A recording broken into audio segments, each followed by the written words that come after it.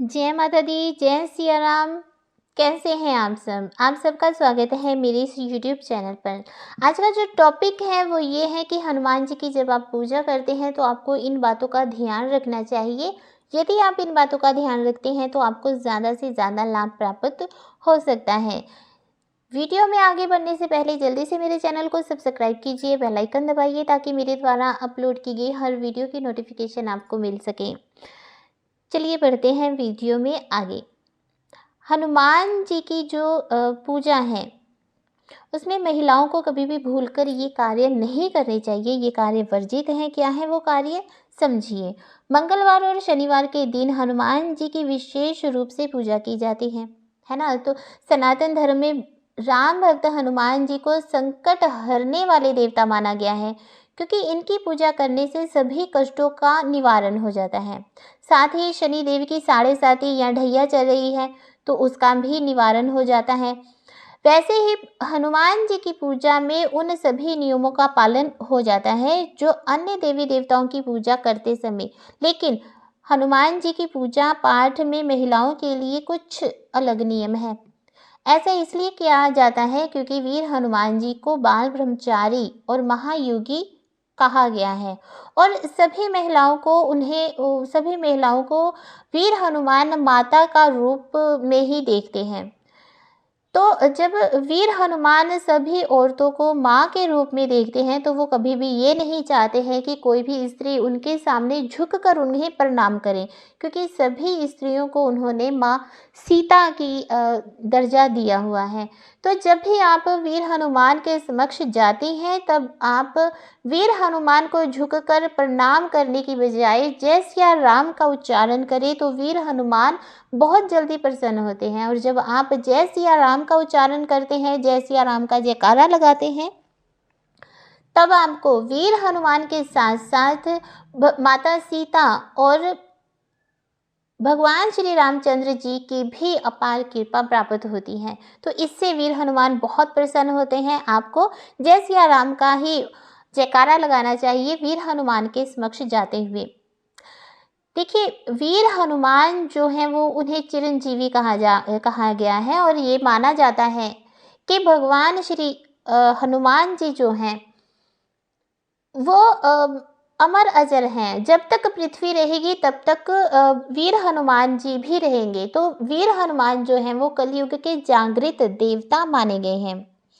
हनुमान जी की पूजा पुरुष और स्त्रियां दोनों कर सकती हैं और दोनों के लिए समान रूप से ही वीर हनुमान जी वरदान देते हैं। जिस प्रकार से पुरुषों को वीर हनुमान उनकी सभी मनोकामनाएं पूर्ण करते हैं, उसी प्रकार से स्त्रियों की भी करते हैं। लेकिन उनकी पूजा में ब्रह्मचर्यता का पालन करना पड़ता है। यदि आप कोई अनुष्ठान वीर हनुमान जी का रख रहे हैं तो आपको ब्रह्मचर्यता का पूरा पालन करना चाहिए। कलयुग में हनुमान जी की पूजा करने से सभी कष्ट और दूर हो जाते हैं और जब आप इनका अनुष्ठान करते हैं तो आपको हर एक कष्ट से छुटकारा मिलता है। आपकी गंभीर रोगों से भी आपकी मुक्ति हो जाती है। हर प्रकार की सिद्धियां और अष्ट सिद्धियां और 9 निधियां वीर हनुमान जी अपने भक्तों को प्रदान करते हैं, क्योंकि वीर हनुमान जी अष्ट सिद्धि और 9 निधि के दाता माने गए हैं और जिन पर वो प्रसन्न होते हैं उनके सभी बिगड़े काम बनाते हैं और उन्हें अपनी सिद्धियां प्रदान करते हैं।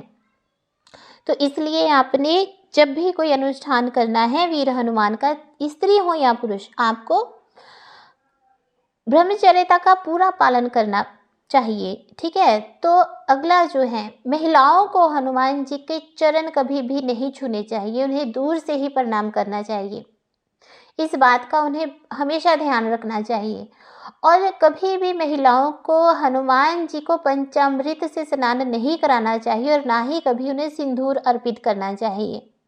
ठीक है। ऐसा करने से वीर हनुमान जो हैं वो रुष्ट हो जाते हैं, क्योंकि वो बाल ब्रह्मचारी माने गए हैं। तो वो स्त्रियों का स्पर्श बिल्कुल भी पसंद नहीं करते हैं। स्त्रियां अगर चाहें तो धूप दीप दिखा सकती हैं।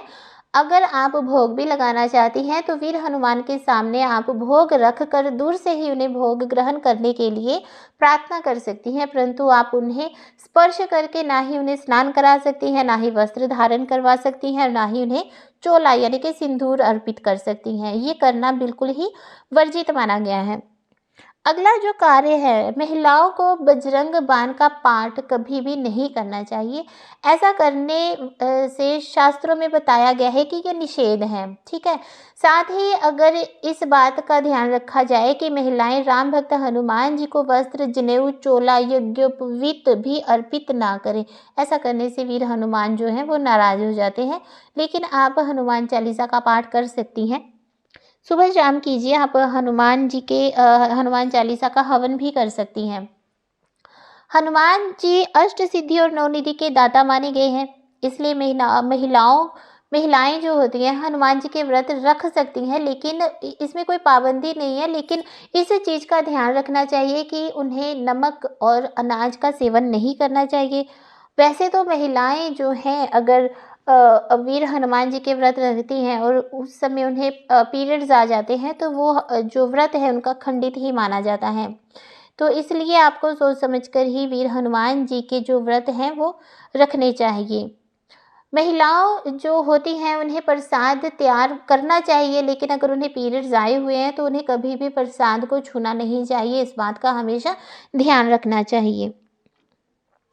बजरंग बाण को छोड़कर महिलाएं कुछ भी पढ़ सकती हैं। हनुमान अष्टक पढ़ सकती हैं, हनुमान चालीसा, सुंदरकांड का पाठ भी कर सकती हैं। साथ ही हनुमान जी को सुबह शाम धूप दीप भी अर्पित कर सकती हैं, पुष्प भी अर्पित कर सकती हैं। इसमें कोई भी पाबंदी नहीं है। तो ये जो बातें थी, अगर आप इनका ध्यान रखती हैं और फिर वीर हनुमान जी की पूजा अर्चना करती हैं तो आपको बहुत लाभ प्राप्त होगा। और इनसे जो आपको लाभ प्राप्त होगा, आप देखेंगे कि आपकी हर एक बाधा दूर होने शुरू हो गई है, ठीक है। तो इन बातों का ध्यान रखिए और वीर हनुमान जी की जमकर पूजा कीजिए। जय माता दी, जय सिया राम।